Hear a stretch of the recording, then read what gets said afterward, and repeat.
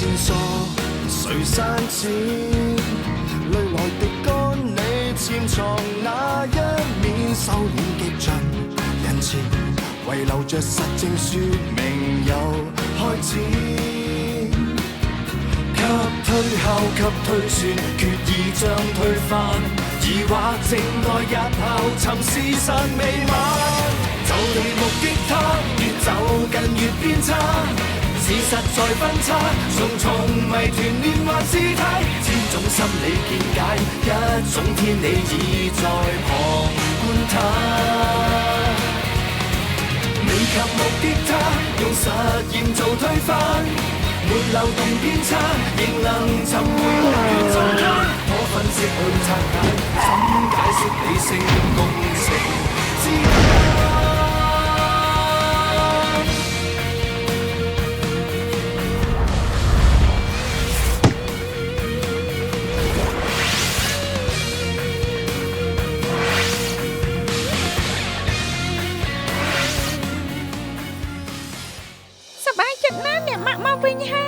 មិនឌីតាលេងជាមួយទើបបុនសบายចិត្តបែបនេះពីរអ្នកនៅជាមួយគ្នាមិនបាច់តាំងចិត្តជ្រុលពេកទេសំខាន់គឺភាពស្មោះត្រង់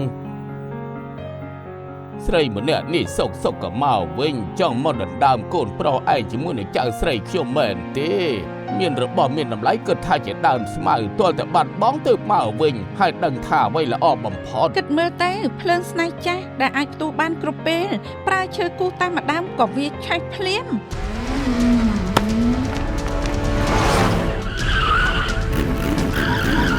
ប្រចាំ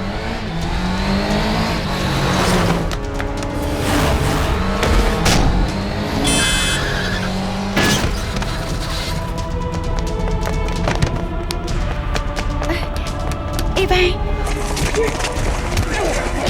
ចាំមិនហើយ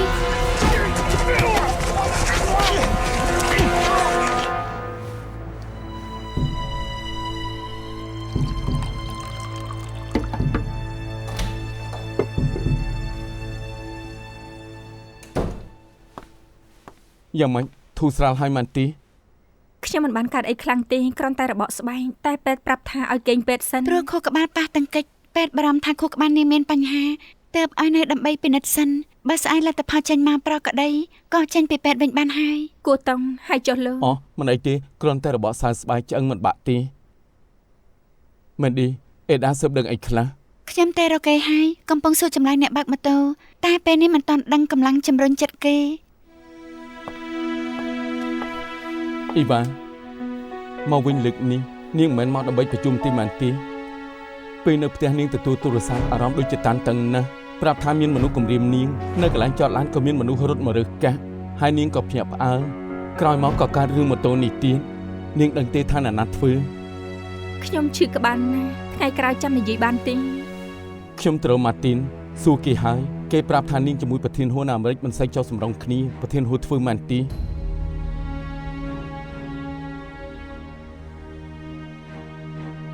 ខ្ញុំមិនដឹងថារឿងមុននេះប្រធានហ៊ូបញ្ជូនមនុស្សមកឬអត់ទេតែខ្ញុំជាមួយប្រធានហ៊ូមិនបានឆ្លោះគ្នាខ្លាំងប្រធានហ៊ូគេធ្វើអ្វីខ្ញុំយល់ច្បាស់ណាស់ដំបូងខ្ញុំគិតថាខ្ញុំគ្រាន់តែជាមេធាវីរឿងផ្សេងមិនពាក់ព័ន្ធជាមួយខ្ញុំហើយខ្ញុំក៏ជឿថាខ្ញុំអាចជៀសឲ្យផុតបានតែការពិតមិនមែនស្រួលអញ្ចឹងទេខ្ញុំមិនចង់ធ្វើការឲ្យប្រធានហ៊ូទៀតទេគេមិនព្រមឲ្យនាងឈប់ម៉ាន់ទីខ្ញុំឆ្លោះជាមួយគេចាប់ហើយខ្ញុំក៏ទុកសម្បត្តិលាឈុំហើយខ្ញុំក៏បញ្ញាប់ទៅពលានយន្តហោះភ្លាមគេប្រហែលជាខឹងព្រោះរឿងនេះកុំបារម្ភអីយើងប្តឹងប៉ូលីសហើយគេមិនហ៊ានធ្វើអីទេខ្ញុំនឹងជួយនាងដោះស្រាយបញ្ហានេះនាងមិនកើតអីទេសំណាងល្អដែលមានលោក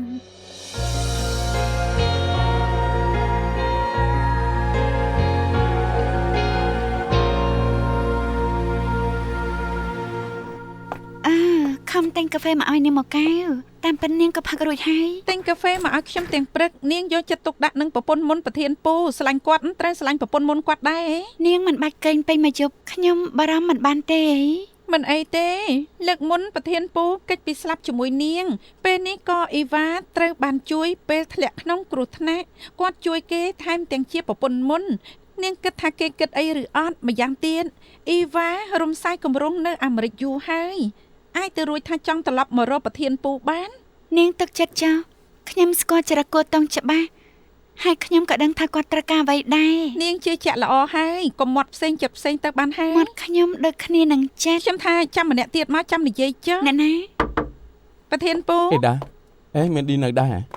ណាត់គ្នាតុកអីប្រធានពូប្រាប់ថាមកដល់ក្រោមអគារដាក់ទូរស័ព្ទចុះនាងក៏មកដល់ចុះស្អីរឿងតែយ៉ាងម៉េចសង្ស័យអីទីអ្នកបើកម៉ូទ័រសារភាពឲ្យថាត្រូវគេជួលមកទាំងអស់នេះសរុបទៅប្រហែលជាមានអ្នកជួលមកសម្លាប់តែមុខសញ្ញាមិនមែនអ៊ីវ៉ាមុខសញ្ញាជាមនុស្សស្រីម្នាក់ទៀតស្នាក់នៅសន្តាគារវិញ្ញាដែរកម្លាំងជំរុញចិត្តគឺប្រពន្ធដឹងថាប្តីក្បត់ចិត្តទៅបង្កហេតុឡើងព្រោះចាំមនុស្សខុសមែនទីមែនហើយតែអ៊ីវ៉ានិងប្រធានហួរត្រូវចាត់ការបញ្ហាគ្នាឯងបើចាំបាច់ទៅឲ្យពួកយើងជួយអរគុណអាឡូម៉ាទីនម៉ាណា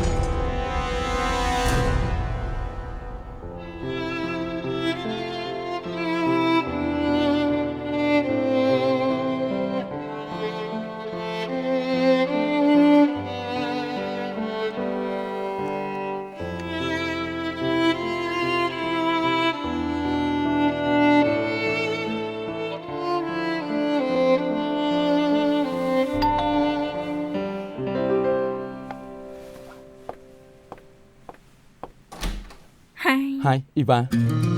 សួស្តីអ៊ីវ៉ាសួស្តីចូលសិនមកម៉ាទីនទៅទេមករកខ្ញុំទេរកលោកឯងមែនហើយគេប្រាប់ថាប្រធានហួរត្រូវបញ្ជូនទៅមន្ទីរពេទ្យព្រោះតែជំងឺបេះដូងឮថាអាការៈធ្ងន់ធ្ងរណាស់ទើបខ្ញុំបញ្ញាមកប្រាប់នាងរឿងនេះប្រធានហួរមិនជាអ្នកធ្វើទេនាងទុកចិត្តចុះអេដាក៏ស៊ើបដឹងហើយថារឿងជប់មិញនេះគេចាំមនុស្សខុសកូនដៅមិនមែននាងមិនពាក់ព័ន្ធជាមួយនាងល្អមែនតើនាងគិតធ្វើយ៉ាងម៉េចទៀតខ្ញុំឈប់ទៅវិញហើយយ៉ាងច្រើនណាស់ក៏ឲ្យមិត្តផ្ញើរបស់មកឲ្យម្យ៉ាងទៀតនៅហុងកុងក៏មានក្រុមហ៊ុនបោះពុម្ពតាក់ទងមកខ្ញុំចង់ឲ្យសរសេរអត្ថបទក្រោយឆាករឿងក្តីឲ្យខ្ញុំប្រើទស្សនៈមេធាវីមកវិភាគហុងកុងនិងរឿងក្តីដែលសំខាន់ស្ដាប់ទៅគួរឲ្យចាប់អារម្មណ៍មែនហើយខ្ញុំក៏ចាប់អារម្មណ៍ទើបតាក់ទងពួកគេថាចង់រួមការងារជាមួយលើកនេះសំណាងឲ្យដែលមានលោកនៅជាមួយអរគុណហើយឲ្យតែនាងមិនកើតអីល្អហើយទៅញ៉ាំអីបន្តិចទីម្សិលមិញខ្ញុំគេមិនសូវលក់មិនចង់ញ៉ាំអីបងចង់ញ៉ាំអីខ្ញុំទៅជាគ្នាមិនគេមិនលក់ដល់មិនចង់ញ៉ាំអីសូម្បីតែកាបូបក៏ភ្លេចរូតដែរពេលឃើញរូបអ៊ីវ៉ាជាមួយបងដែលថតជាមួយវិនវិនហើយនឹងជៀនរៀបការទើបធ្វើឲ្យអូនមិនសប្បាយចិត្តមែនទីខ្ញុំថាបងជាមើលចិត្តមនុស្សអ្វីដែលមិនគួរដឹងតែបងក៏ដឹងយ៉ាងច្បាស់បើបងដឹងច្បាស់យ៉ាងនេះគួរតែមើលដឹងពីកំណត់របស់អ៊ីវ៉ាផងតែព្រោះអ៊ីវ៉ានៅក្រៅប្រទេសជួបរឿងរ៉ាវយ៉ាងច្រើនចង់មានទីពឹងពាក់មានគ្រួសារគំនិតបាននេះមិនផ្លាញទីហើយបងគិតថាយ៉ាងម៉េចបងមិនបានគិតអីទេគ្រាន់តែចង់នាំអូនទៅរកញ៉ាំអីប្រហិតបំពងសួស្តីមានអ្វីឲ្យជួយទេខ្ញុំចង់មើលចិញ្ចៀនត្រូវការចិញ្ចៀនបែបណាទិញឲ្យមនុស្សស្រីមែនទេឲ្យនារីម្នាក់នេះទិញចិញ្ចៀនឲ្យមិត្តស្រីតោះតែចិញ្ចៀនពេជ្រទៅល្អអញ្ចឹងអង្គុយសិនទៅចាំខ្ញុំទៅរើសមកជូនអរគុណពេជ្រតំណាងឲ្យភាពអមតៈនិងមានតម្លៃទិញជូនមិត្តស្រីបានន័យថាស្នេហាលោកនឹងក្លាយជានិរន្តរ៍មានអត្ថន័យណាស់ពេជ្រផ្សំឡើងពីកាបូនបរិសុទ្ធ 99.95% ហើយនៅមានធាតុផ្សំជាច្រើនទៀតក្រៅពីនេះត្រូវនៅក្រោមដីយ៉ាងជ្រៅក្នុងសម្ពាធ 2800 អង្សាទើបអាចកើតឡើងរួចហើយត្រូវឆ្លងកាត់ចលនាស្រទាប់ផែនដីដល់ភ្នំភ្លើងផ្ទុះទើបពេជ្រផុសឡើងមកលើស្រទាប់ផែនដីត្រូវប្រើពេល60លានឆ្នាំទៅ3200លានឆ្នាំប្រកបណាស់ត្រូវតែមានតម្លៃព្រោះពេជ្របែបនេះមានមិនច្រើនទីខ្ញុំធ្លាប់វាកាត់សាកសពមនុស្សស្រីម្នាក់នាងលេបពេជ្រចូលទៅក្នុងពោះពេលខ្ញុំឃើញសាកសពនាងសាច់រលួយទៅហើយលើថាពេជ្រនេះគូដណ្ដឹងនាងជាអ្នកឲ្យតែឃាតករដែលសម្លាប់នាងជាគូដណ្ដឹងនាងអូនជឿរឿងស្នេហានិរន្តរ៍ទីខ្ញុំគ្រាន់តែកំសត់នឹងរឿងរបស់ស្រីម្នាក់នេះតែខ្ញុំជឿខ្សែភ្នែកខ្លួនឯងថាខ្ញុំនឹងមានស្នេហាជានិរន្តរ៍អញ្ចឹងបងថាពេជ្រនេះប្រហែលជាមានប្រយោជន៍ខ្លាំងណាស់គុណតម្លៃមិនមែនស្ថិតលើពេជ្រក្របតូចឬក្របធំចិញ្ចៀននេះពេជ្រច្រើនពេកហើយមានវងដែលសាមញ្ញជាងនេះទេសូមចាំមកផ្លែ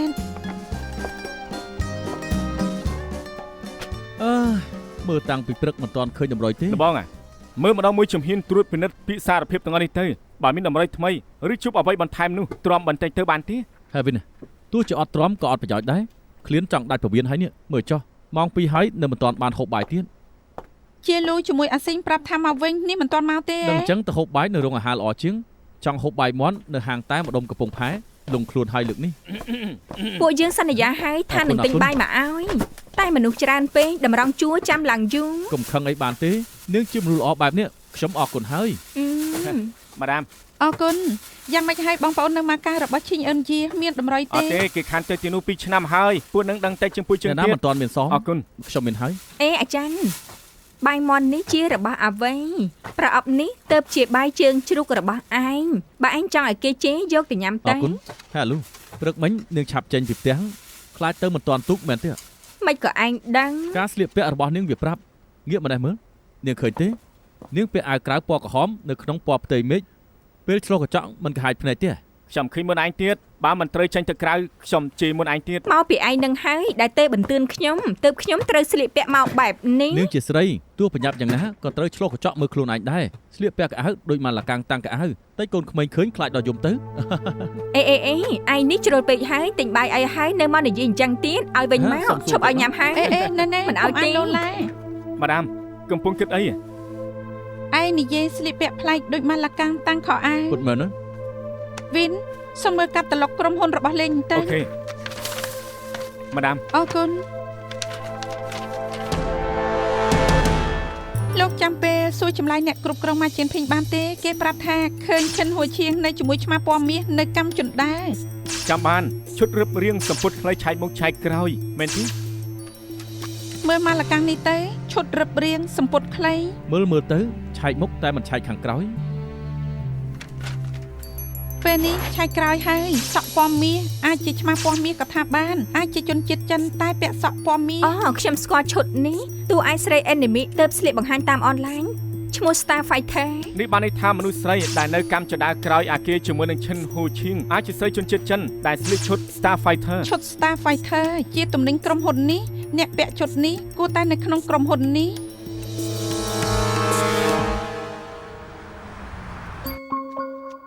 គិតសំណួរក្នុងចិត្តមួយសំណួររួចហើយរើបៀមួយសន្លឹកទៅ បានមួយនេះស្លឹកបៀអី ដេតដេត មិនអាចទេដឹងស្លាប់ហ៎អញ្ចឹងគួរធ្វើយ៉ាងម៉េចទៅមិនមែនខ្ញុំស្លាប់ទេដឹងអី ដេតដេតគឺតំណាងឲ្យការបំផ្លាញនិងគ្រោះវិបត្តិ ខ្ញុំមានគ្រោះហ៎ហេតុអីក៏ខ្ញុំមានគ្រោះនាងមើលខុសទេដឹង សាងបាបកម្មអីត្រូវតែទទួលអាចដូចបង្ជាក៏ថាបាន ណែបងឆាន់ខ្ញុំសុំវឈប់បន្លាចខ្ញុំទៅមិនមែនទេណាគ្រូខ្ញុំទើបតែនឹកឃើញថាខ្ញុំមិនទាន់ទៅបន្ទប់ទឹកលើកនេះមិនរាប់បានទៀត ឯងមិនបានលាងដៃពិតមែនណា មែនហើយខ្ញុំទើបតែនឹកឃើញថាពេលដែលខ្ញុំរើសបៀចិត្តរបស់ខ្ញុំមិនសូវស្ងប់នោះទេទុកថាមិនរាប់បានទៀត អូខេអញ្ចឹងឯងទៅលាងដៃសិនហើយមកចាប់ផ្ដើមម្ដងទៀត ខ្ញុំនឹងប្រញាប់ទៅភ្លាមអេម៉ាដាមលោកប៉ូលីសមកសួរទៀតហើយហ៎ ច្បាយពួកយើងមិននៅ គេតាក់ទងមកដែរទេ តាក់តងសែមទទួលទូរស័ព្ទគាត់ ខ្ញុំប្រាប់រឿងបងយាទៅដល់ចវាយហើយគាត់ថានឹងមកវិញតែមិនដឹងថាពេលណាគាត់មកនោះទេ ខ្ញុំចង់សួរពួកលោកបន្តិចក្រុមហ៊ុនពួកលោកមានឈុត Animico Play Star Fighter នេះទេ បាទមា សូម ន មើលទិន្នន័យលក់និងកំណត់ត្រាបន្តិចបានទេ បាទសូមចាំបន្តិច អរគុណ បោកក្លឹកម្នាក់នេះទើបមកថ្មីហ៎ មិនស្គាល់ទេអីគឺ KT នោះអី ថ្ងៃនេះប្រែរូបប្លែកភ្នែកហ៎ អានុភាពនៃគ្រឿងសម្អាងគួរឲ្យភ្ញាក់ផ្អើលពិតមែន KT នាងចេះមើលបៀថារ៉ូដែរមែនហើយបើចង់មើលបៀត្រូវលាងដៃឲ្យបានស្អាតសិនទើបវាឆុតណា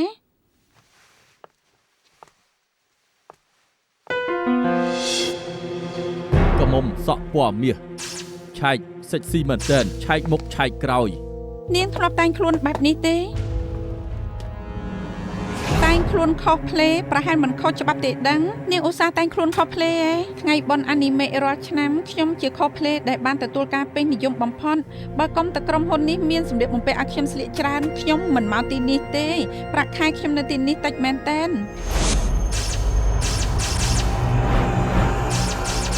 ពួកលោកចង់ធ្វើបាបខ្ញុំឲ្យយ៉ាងម៉េចមានមនុស្សស្លាប់ទីនេះឲ្យនិយាយរឿងនេះពួកលោកមិនគិតថាគួរឲ្យខ្លាចទេជន់ល្មើប៉ុណ្ណោះដែលខ្លាចអេកុំចោតប្រកាន់ខ្ញុំណាខ្ញុំមិនបានសម្លាប់បងយាទេ មិននឹងនិយាយថាជោគឈុនមកប្រើពីណាក៏បានដែរបងល្អជាមួយនាងណា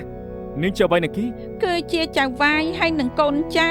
ថ្ងៃកើតហេតុកាលពីថ្ងៃសុក្រមុនម៉ោង 4 ជាងមានមនុស្សស្លៀកឈុត Star Fighter នេះពាក់សក់ពណ៌មាសនិតគ្នានៅកម្មចណ្ដាជាមួយ boss នេះជាទំនាក់ទំនងធម្មតានិយាយអី គាត់គ្រាន់តែជាលោកអ៊ំម្នាក់គាត់ស្រឡាញ់ខ្ញុំទើបទិញរបស់ឲ្យខ្ញុំប៉ុណ្ណោះនាំខ្ញុំចេញទៅហូបបាយខ្ញុំក៏សប្បាយចិត្តព្រមឲ្យគាត់ស្ទាបអង្អែលថាបតិចតួចទៅពេលនោះនាងកំពុងធ្វើការហេតុអីស្លៀកឈុត Star Fighter នេះយប់នោះមានជប់លៀងខ្ញុំត្រឡប់មកលោឈុនពេលលោឈុនបងក៏មកវិញគាត់គិតថាខ្ញុំស្លៀកឲ្យស្អាតទើបទាញខ្ញុំទៅកម្មចិន្តារួចហើយក្រោយមកក៏ទៅបាក់បន្ទប់ជាមួយខ្ញុំនៅជីឡុងថាងតែម្ដងទៅពួកនឹងចេញពីជីឡុងថាងម៉ោងប៉ុន្មានទេម៉ោង6ជាង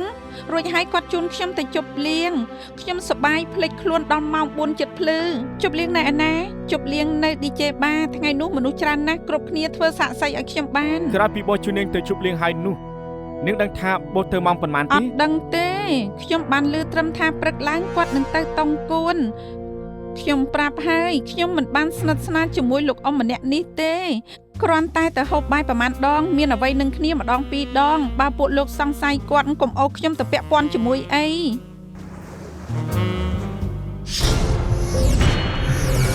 អូខេអរគុណអាចារ្យនាំគេមកហើយ Yes, madam. ម៉ាដាមលីងមែនឌីបងប៉ាយចៃដន្យមែនខ្ញុំមករកដឹកទ័រចុងមកយករបាយការណ៍យ៉ាងល្បិតរបស់អ្នកស្លាប់ទើបចូលមកមើលលទ្ធផលពិនិត្យ DNA ថាវាយ៉ាងម៉េចលទ្ធផលចេញមកហើយតែគ្មានកំណត់ត្រា DNA នេះតែមានម្នាក់គួរឲ្យសង្ស័យគឺបោះក្រុមហ៊ុនរបស់លេងគេត្រឡប់មកពីតង់គួនហើយទើបមកដល់1 ម៉ោងមុនក្រុមពិនិត្យមនុស្សចូលស្រុកប្រាប់មកអាចារ្យជាមួយអាស៊ីងទៅនាំគេមកមិនចាំបាច់នាំខ្លួនខ្ញុំមកដូចជនល្មើសក៏បានខ្ញុំជាអ្នកជំនួញមួយឆ្នាំខ្ញុំបង់ភាសីមិនតិចនោះទេទើបបានមានលុយបើកប្រាក់ខែពួកលោកនឹងណាកុំខឹងអីលោកឈិនបើមិនពាក់ព័ន្ធនឹងលោកពួកយើងនឹងដោះលែងលោកវិញមិនពាក់ព័ន្ធនឹងខ្ញុំស្រាប់ហើយទីនេះអ្នកណាធំជាងគេសួស្ដីលោកឈិនខ្ញុំលីងឈៀនប្រធានផ្នែកអ ுக ្រិតកម្មទីនេះនាងធំជាងគេមែនទេអញ្ចឹងប្រាប់មកហេតុអីត្រូវនាំខ្ញុំមកទីនេះខ្ញុំគឺជាអ្នកជំនួយដឹងដែរទេគ្រប់វិនាទីរបស់ខ្ញុំគឺជាលុយរាប់សែនហោះអនដាកប៉ៅអូក៏ដល់ជាងខ្ញុំចាំឯងបានខានជួបគ្នាយូរហើយមិនដឹងដូចជាឯងលាក់ក្បាលនៅទីនេះទេមកធ្វើការរំលោភឬក៏ចម្រិតខ្ញុំមិនមែនចោលទេក៏ដល់ចិញ្ចាមថ្នល់ដូចឯងអ្នកណាជួបក៏ត្រូវស្អប់ឥឡូវនេះឯងមានលុយមិនមែនចោលមែនទេអញ្ចឹងគ្រាន់បើជាងមុនបន្តិចខ្ញុំជាព្រឹទ្ធាចារ្យនៅផ្នែកកសលវិច័យព្រោះតែប៉ាស៊ីខ្ញុំនឹងហើយដេះផ្ដាស់មែនយកលុយខ្ញុំមកចិញ្ចឹមមនុស្សអត់ប្រយោជន៍សួរមកកុំធ្វើឲ្យខ្ញុំខាតពេលយូរលោកឈិនលងប្រហែលក្តៅស្អស់ណាស់បែកញើសឡើងជោគហើយនៅរត់អាវដល់កទៀតខ្ញុំប្រាប់ពេលណាថាខ្ញុំក្តៅគិតថាខ្លួនឯងជាអ្នកចិត្តវិទ្យាអីណែហេតុអីបានជាមានស្នាមនេះម៉ាដាមលីងខ្ញុំសុំប្រមូលផតតាំងតិចហើយរំខានហើយប្រសើរណាស់យក DNA គេទៅពិនិត្យ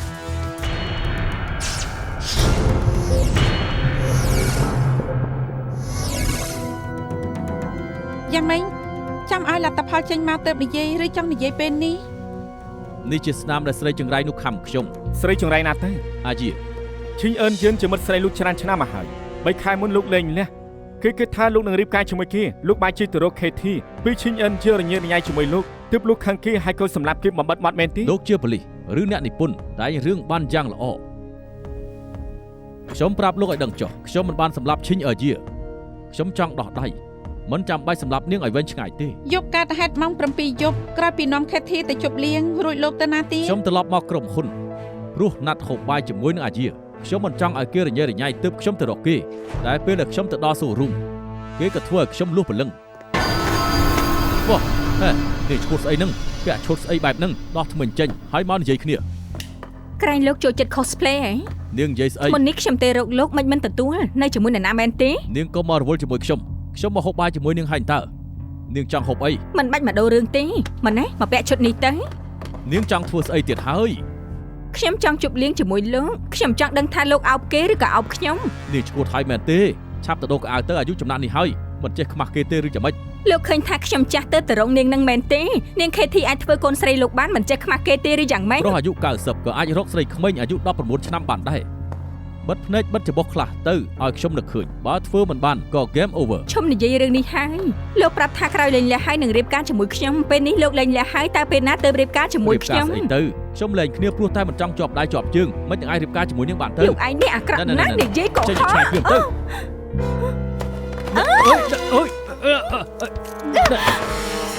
នេះឈួតហើយមែនទេចេះហក់មកខំទៅកើតស្លាប់ទៅលោកចេញទៅម៉ោងប៉ុន្មាន ម៉ោង 8 ជាង ក្រោយពីនឹង បាយក៏លែងចង់ហូបទៅផ្ទះតែម្ដង មានសាក់សីទេ តាំងពីខ្ញុំលែងលះខ្ញុំក៏នៅតែម្នាក់ឯងគ្មាននរណាធ្វើជាសាក់សីហើយខ្ញុំបានទេបើខ្ញុំមិនទៅធ្វើជំនួយនៅតុងគួនប្រហែលជាអាចរកស្រី2 3នាក់មកធ្វើជាសាក់សីឲ្យខ្ញុំបានហើយមើលទៅ លោកទៅតង់គុណហើយបានច្បាត់ទូរស័ព្ទគិតពីអ្វីមែនទេ ខ្ញុំមិនទម្លាប់ធ្វើការបែបនេះទៅដល់តុងគួនខ្ញុំបិទទូរស័ព្ទរាល់លើកព្រោះខ្ញុំចង់ធ្វើអីក៏អាចធ្វើបានដែរឲ្យខ្ញុំបើកទូរស័ព្ទធ្វើអីឲ្យនរណាទេមករំខានខ្ញុំសួរដូចឆោត អញ្ចឹងខ្ញុំត្រូវរំខានលោកហើយ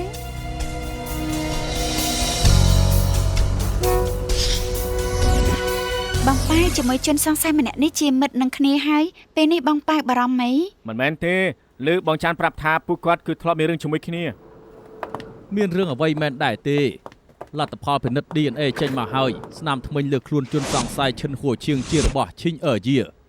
ហើយស្បែកជាប់ធ្មេញឈិញអឺយាជារបស់ឈិនហួឈៀង មិនមែនអញ្ចឹងទេបងប៉ែពួកយើងនិយាយគ្នាថាបងជាមួយលោកឈិនគុំអ្វីនឹងគ្នាទៅបានជាស្អប់គ្នាដល់ថ្នាក់ហ្នឹង មែនហើយបងប៉ៅនិយាយប្រាប់បន្តិចទៅ ឬក៏និយាយដើមរហ័សនាមមិនដើប៉ៅក៏បានដែរ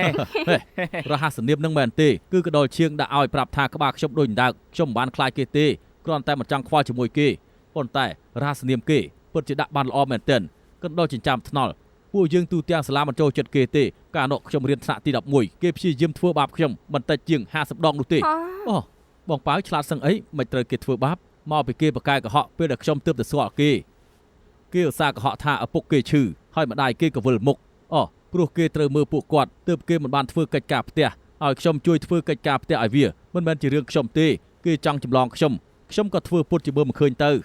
តែក្រោយមកគ្រូមកឃើញគេយំប្រាប់ថាខ្ញុំចម្លងកិច្ចការផ្ទះគេគិតមើលអាក្រក់ប៉ុណ្ណាបែបនេះសំជាមិត្តដែរទេលើកដំបូងដែលខ្ញុំមានរឿងខ្ញុំក៏ដាល់មុខគេចំម្ដាយផាំងបងប៉ៅបដៅគេសំហេតុសំផលហើយមកពីខ្ញុំខឹងខ្លាំងពេកការរៀនថ្នាក់ទី9ពួកយើងស្រឡាញ់ស្រីស្អាតប្រចាំសាលាឈ្មោះថាហួគេធ្វើឲ្យហួមានរបួសដល់ថ្នាក់មិនហ៊ានមកសាលារៀនទៀតហើយហួម្នាក់នេះក៏ដូរទៅរៀននៅកាណាដាវិញទៅដល់ពេលនេះហើយនៅមិនទាន់បានតាក់ទងគ្នាទៀតបងប៉ៅបងលួចស្រឡាញ់ហួតែពេលនេះខ្លាចជាអតីតកាលអស់ហើយតែដែលគួរស្អប់គឺកដោឈៀងនេះហើយខ្ញុំមិនយល់ទេហេតុអីមនុស្សបែបនេះមានជីវិតថ្កុំថ្កើងទេវតាគ្មានភ្នែកឬយ៉ាងម៉េច ទេវតាច្បាស់ជាមានភ្នែកឲ្យតែពួកយើងរកផុសតាំងឃើញថាកណ្ដុរឈៀងសម្រាប់ឈិនអិនជីទេវតាច្បាស់ជាដាក់ទោសគេ ខ្ញុំក៏គិតអញ្ចឹងដែរ មិនដាំលេងទៅទេមកប្រាប់ឲ្យទៅក្រុមហ៊ុនឈិនហួឈៀងដើម្បីរកផតតាំង ខ្ញុំទៅខ្លួនឯង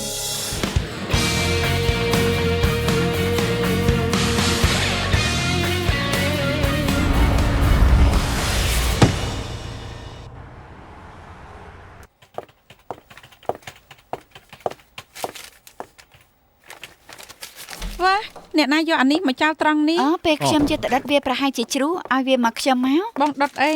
ថ្ងៃនេះបងយាស្លាប់គ្រប់7ថ្ងៃសែមកខ្ញុំដុតក្តារឲ្យគា មែន ត់ ហើយ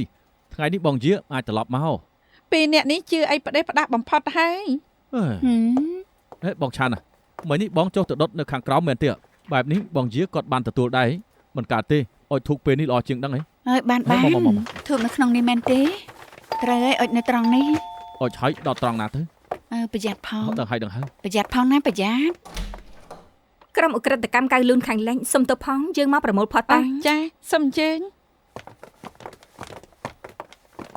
អុចឲ្យស្រួលបួលមើល មែនហើយមិនក៏អុចមិនឆេះអញ្ចឹង បងយាមិនព្រមទទួលធូបឯងទេដឹង មិនអាចទេខ្ញុំទិញធូបដោយថ្លៃហើយល្អបំផុតមកមិនមែនគាត់មិនព្រមទទួលទេខ្ញុំថាដាវីតដុតមិនឆេះ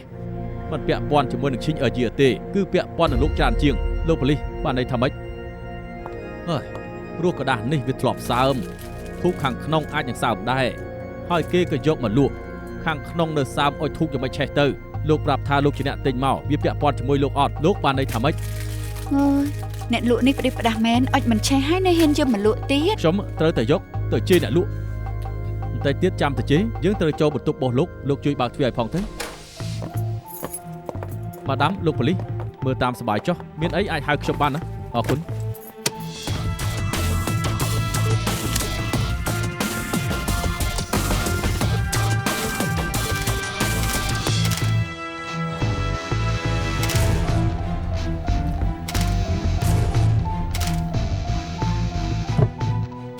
វ៉ាវចេះលេងដៃនឹងគ្រីមម៉ាក់នីង110ជាង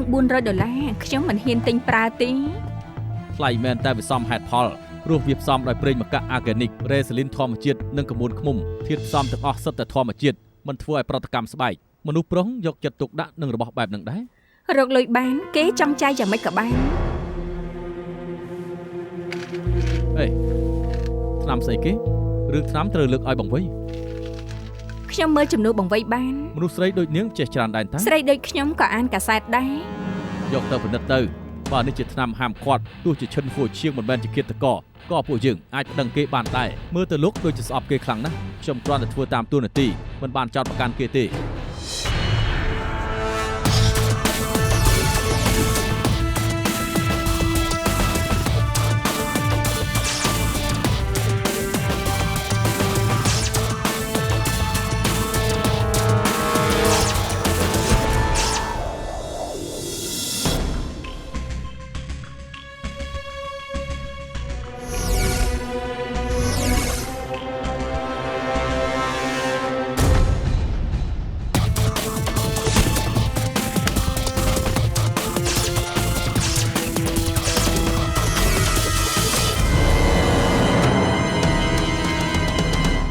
ធានពូយ៉ាងម៉េចមានផតាំងដែរទេថាឈិនហូឈៀងជាជនល្មើសទេគេមិនមែនជាជនល្មើសយើងរកឃើញ10ឆ្នាំក្នុងអាពីគេបានធ្វើការត្រួតពិនិត្យហើយឃើញថា Britney Sulon ជាឆ្នាំពេទ្យបានបើកឲ្យគេឆ្នាំផ្សះនឹងបំបត្តិអាឡែស៊ីប៉ះពាល់ដល់ប្រព័ន្ធការពារឈិនហូឈៀងកើតរោគសើស្បែកមែនទេខ្ញុំពិនិត្យមើលហើយគេកើតរោគ Contact Dermatitis ស្បែកញៀននឹងរលាកបានន័យថាឈិនហូឈៀងប្រតិកម្មនឹងសារធាតុគីមីបើស្បែកគេប៉ះពាល់សារធាតុគីមីនឹងឡើងកន្ទួតក្រហមមិនតែប៉ុណ្ណោះ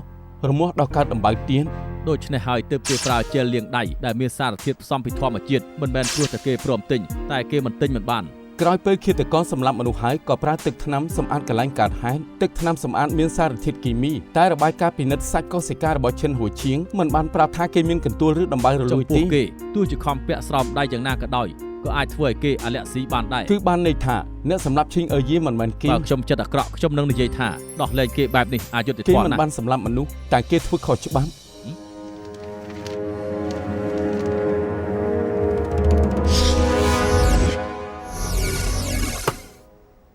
ខ្ញុំប្រាប់ហើយថាពួកនាងអត់បានការពួកនាងគ្មានស្អីធ្វើទេឬយ៉ាងម៉េចបើខ្ញុំកើតអីខ្ញុំនឹងហៅមេធាវីមកប្តឹងសំណាងល្អលោកឈិនលោកមិនទាន់ទៅបានទេហេតុអីទៀតហើយអានដើកប៉ៅធ្វើស្អីយើងមិនបានមិនអស់ចិត្តមែនទេយើងដឹងថាយើងមានជាងឯងយើងមានស្រីជាងឯងច្បាស់ជាចំណែនខំប្រឹងតស៊ូឡើងសម្លាញ់ទើបខ្លាយជាអ្នកធ្វើកសលវិច័យតែប្រយ័ត្នសូម្បីតែប្រពន្ធក៏ចិញ្ចឹមមិនរស់ណាលោកឈិនបើកុំតែបងប៉ៅពិនិត្យអាឡែស៊ីជំរះការសង្ស័យលោកប្រហែលជានៅជាមួយពួកយើងយូរទៀតពីអរគុណមួយម៉ាត់ក៏គ្មានទេអរគុណគេទទួលបានដែរខ្លាចធ្វើឲ្យគេបានចិត្តមិននិយាយអរគុណប្រហែលជាមិនខុសច្បាប់ទេខ្ញុំមិនបានមកដើម្បីស្ដាប់គេអរគុណទេតែខ្ញុំមានភស្តុតាងថាគេធ្វើខុសច្បាប់គេត្រូវតែនៅទីនេះបន្តទៀតកុំលេងសើចអីបានទេឯងមិនអាចធ្វើអីយើងបានទេយើងនឹងចំណាយលុយជួលមេធាវីម៉ាដាមយើងយកផលិតផលច្រើនមុខពី office គេទៅត្រួតពិនិត្យម៉ាដាមដឹងដែរមែនទេខ្ញុំដឹងប្រធានពូរកឃើញថាថ្នាំលើស្រោមមុខគ្រាប់ក្រហមអាចបញ្ចេញបរិមាណសំណដែលរលាយបាន 2000 មីលីលីត្រក្រាមក្នុង1គីឡូក្រាមគ្រាប់លឿង130មីលីលីត្រក្រាម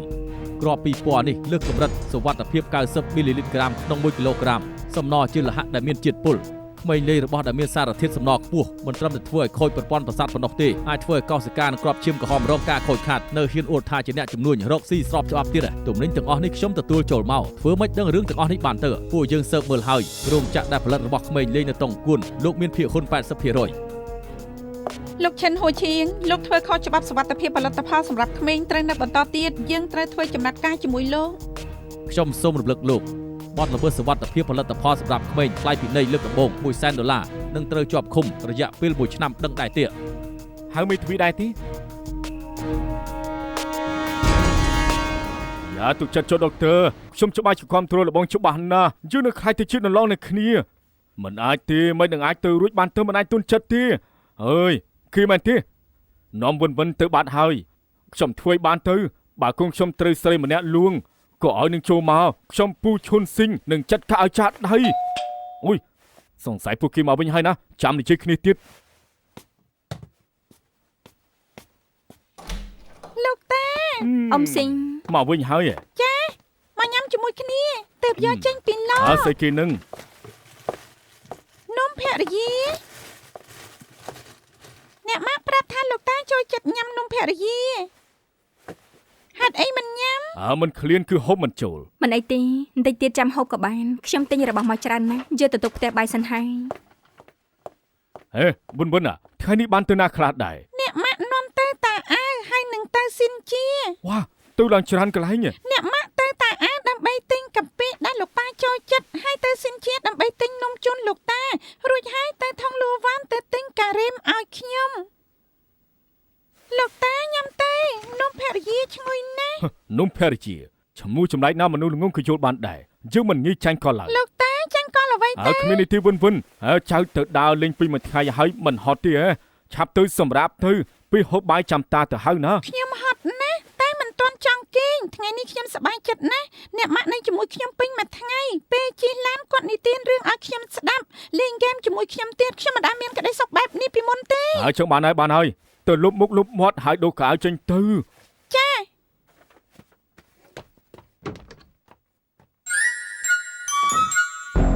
ជួយបោះគី អ៊ំស៊ីងខ្ញុំឆុងតែអ៊ូឡុងមកឲ្យខ្ញុំចាំបានថាអ៊ំធ្លាប់និយាយថាហូបជាមួយនំភរិយាគឺត្រូវគ្នាណាស់ យើងមិនហូបឡើយ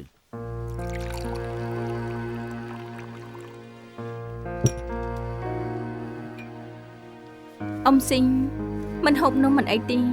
តែពិសាតែបន្តិចទៅខ្ញុំលើកតែគោរពដល់ចិត្តស្មោះ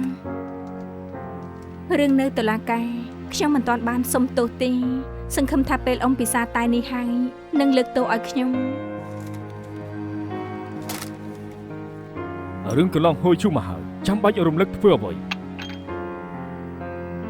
ពេលខ្លះមនុស្សយើងក៏ងងឹតមកមើលមិនឃើញអ្វីឡើយលើកលែងតែខ្លួនឯង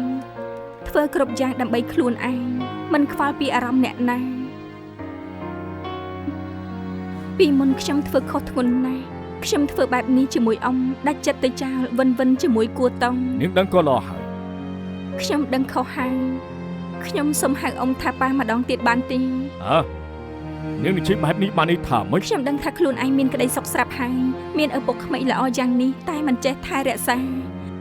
លោកប៉ាជាមនុស្សចិត្តទូលាយខ្ញុំសូមឱកាសម្ដងទៀតបានទេខ្ញុំដឹងថាប៉ាមានចិត្តមេត្តាខ្ញុំ ឈប់និយាយទៅបើនាងនៅគិតរឿងពីមុនទៀតខ្ញុំផឹកតែក៏បានដែរប៉ុន្តែនាងកុំហៅខ្ញុំថាប៉ាហើយកុំត្រឡប់មកផ្ទះនេះទៀតសុំទោសវាមិនថិតលើខ្ញុំជួយអ្វីមិនបានឡើយខ្ញុំធ្វើបានតែហូបនំប៉ុណ្ណោះ លោកតាហូបនំហើយឆ្ងាញ់ទេ មកចៅទិញមកគឺពិតជាឆ្ងាញ់ណាស់ណា ពិសាតែ ប៉ាអ៊ីវ៉ាមកហើយ មែនហើយ លោកប៉ាអ្នកម៉ាក់នាំខ្ញុំទៅដើរលេងពេញមួយថ្ងៃទៅទិញរបស់ច្រើនណាស់មានកាពិមាននំភរិយាថែមទាំងមានការ៉េម សប្បាយចិត្តដល់ថ្នាក់នេះ អង្គុយចុះញ៉ាំនំភរិយាជាមួយលោកតាទេ វិនលោកប៉ាទៅតែមកដល់ឲ្យគាត់ទៅដូរកៅអៅសិនទៅ មែនហើយបន្តិចចាំប៉ាមកញ៉ាំ ចាអ្នកម៉ាក់ចាលោកប៉ា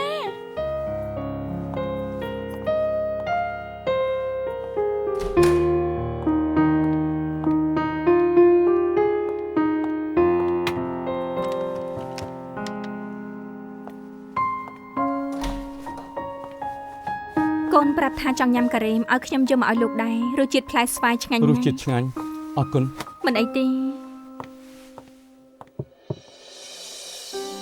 ឈុតគេងនេះខ្ញុំទិញមកឲ្យលោកមែនទេនៅពាក់ទៀតដែរ មែនហើយកណាត់វាល្អស្រួលពាក់ អញ្ចឹងលើកក្រោយខ្ញុំទិញមកឲ្យប៉ាដែរគាត់ច្បាស់ជាសប្បាយចិត្តគាត់ហាត់ក្បាច់គុណនៅបន្ទប់ទទួលភ្ញៀវ មែនហើយខ្ញុំនៅចាំបាន តាមពិនមានរឿងខ្លះមិនថាកន្លងហួសទៅយូរប៉ុណ្ណាក៏នៅតែចាំបានព្រោះមនុស្សចង់ចាំរឿងរ៉ាវដែលមានក្តីសុខចង់មានក្តីសុខបន្តទៀត នេះនិយាយត្រូវរឿងខ្លះហួសទៅយូរហើយតែនៅតែចាំបានក្រៅពីក្តីសុខក៏នៅមានការចងចាំដែលកំសត់ដែរ ការចងចាំដែលកំសត់យើងមិនគួរចងចាំទេ តែមិនបានន័យថាមិនដែលកើតឡើងទេ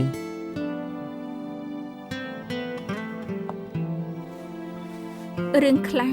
យើងក៏អាចលុបបានមានក្តីសុខឬអត់យើងក៏អាចលុបបានហើយសេវទុកជាថ្មីចាប់ផ្ដើមសារជាថ្មីបានធ្វើបានឬអត់គឺស្ថិតលើលោកព្រមឬទេ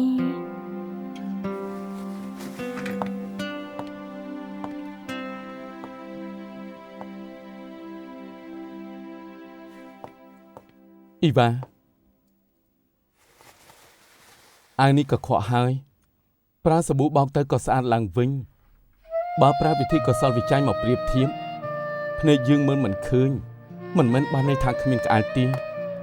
ទោះមានក្អែលបោកមិនចេញវាយ៉ាងម៉េចសាច់កណាត់នៅល្អលោកក៏ពាក់ស្រួលលោកប្រហែលជាមិនស្អប់ខ្ពើមក្អែលតិចតួចនោះទេបញ្ហាមិនមែនថាលើស្អប់ខ្ពើមឬអត់ទេបញ្ហានៅលើខ្ញុំដឹងថាខ្ញុំធ្វើខុសហេតុអីខ្ញុំឈប់ធ្វើ fan club ហើយទៅធ្វើ idol របស់អ្នកផ្សេងប៉ុន្តែលោកព្រមឲ្យ fan club ម្នាក់នេះទៅធ្វើតាមក្តីសម័យបន្តិចទៅ fan club ម្នាក់នេះភ្ញាក់ពីយល់សពហើយគេចង់មកផ្ទះវិញយ៉ាងខ្លាំងក៏រើមរលាយហើយទោះជានាងយកទៅក្លាសេក៏គ្មានប្រយោជន៍ដែរព្រោះខាងក្នុងវាផ្លាស់ប្ដូរហើយរសជាតិលែងដូចដើមធ្វើឲ្យដូចមុនមិនបានទេបើគ្មានមែនឌីលោកនៅនិយាយបែបនេះទៀតទេនាងចាំបានទេយើងសន្យាឲ្យថានាងព្យាយាមរក្សាសម្ព័ន្ធភាពនាងប្រាប់ថានាងព្យាយាមតែមិនអាចទៅរួចកាលនោះមិនទាន់មានមែនឌីទេតាមពិតកាលនោះនាងបានពិសោធន៍ហើយនាងប្រាប់ថាមានចម្លើយហើយពេលនាងទៅនៅអាមេរិកគ្មានក្តីសុខបញ្ហាគឺនាងសម្រេចចិត្តទៅទាំងដែលខ្ញុំមិនខុសបើនាងនៅទុកខ្ញុំជាអាយដលហើយនាងជាហ្វេនខ្ញុំនាងជឿសម្ដីខ្ញុំចុះនាងមិនចាំបាច់ត្រឡប់មកទីនេះនាងមានសង្គមរបស់នាងរួចហើយ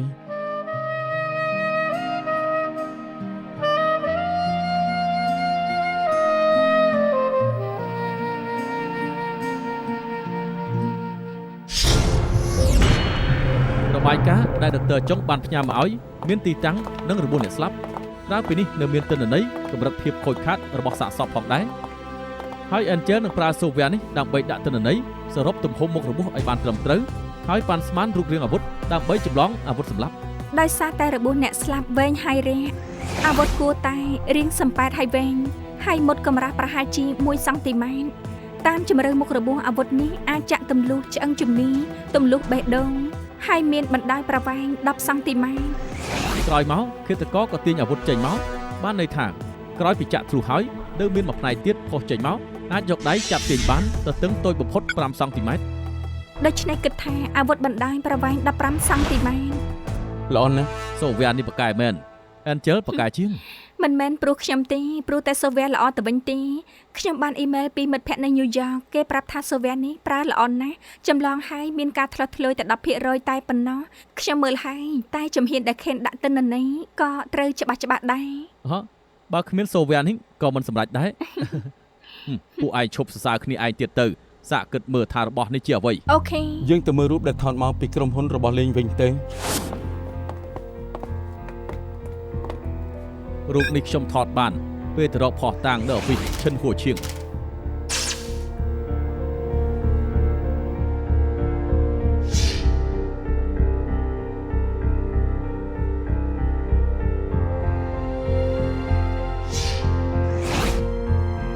ឈប់សិនពង្រីកផ្នែកកណ្ដាលតុងបន្តិចមើល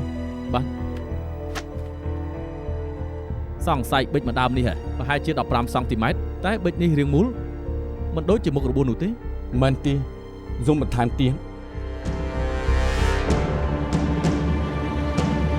សម្រួលជាពន្លឺស្តៀងរូបរាងវែងសប៉ែរបស់អាវុធទីខ្ញុំចាំ logo លើជញ្ជាំងបន្ទប់តាំងផលិតផលបានសម្រួលជាពន្លឺដូចមានប្រវែង15 សង់ទីម៉ែត្រ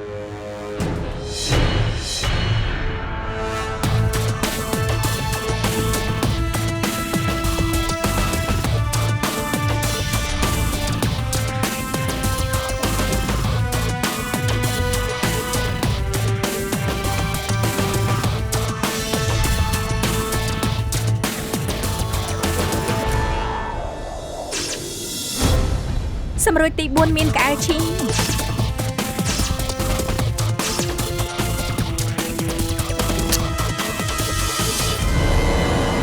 លើស្កុតមុខពីរអាចមានស្នាមកញ្ញើដៃជន់ល្មើសយើងនឹងប្រៀបធៀបស្នាមកញ្ចៅដៃគ្រប់គ្នានៅក្នុងក្រុមហ៊ុន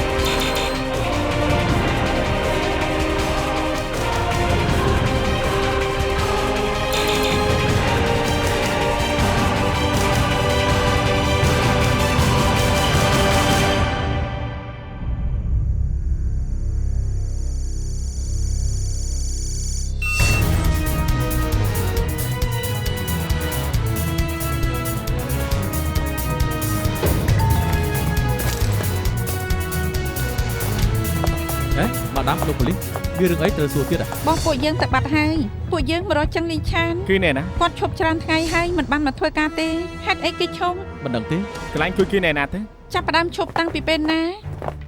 គឺតាំងពីបង្យាស្លាប់បាន7ថ្ងៃគាត់ប្រាប់ថាដុតกระดาษទៅឲ្យដើម្បីឲ្យបង្យាទៅកាន់សុគតិភពហើយគាត់មានធរៈបានជាសុំឈុំ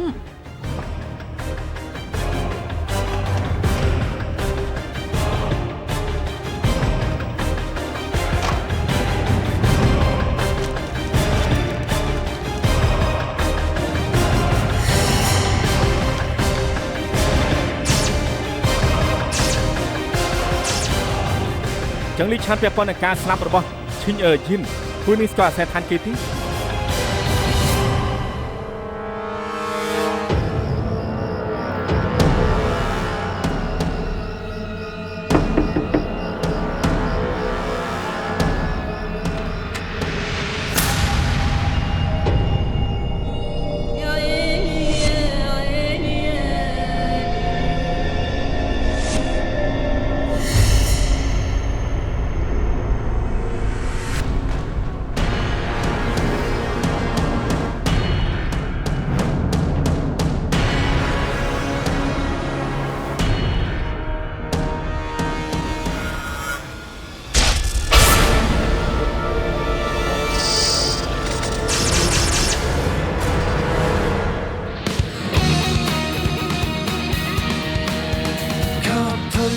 給推算，決意將推翻。疑惑靜待日後，尋事實未晚。就地目擊他，越走近越變差。事實在分岔，重重謎團連環事態，千種心理見解，一種天理已在旁觀他。未及目擊他，用實驗做推翻。沒漏洞偏差，仍能尋回混亂狀態。可分析去拆解，怎解釋理性共情之間？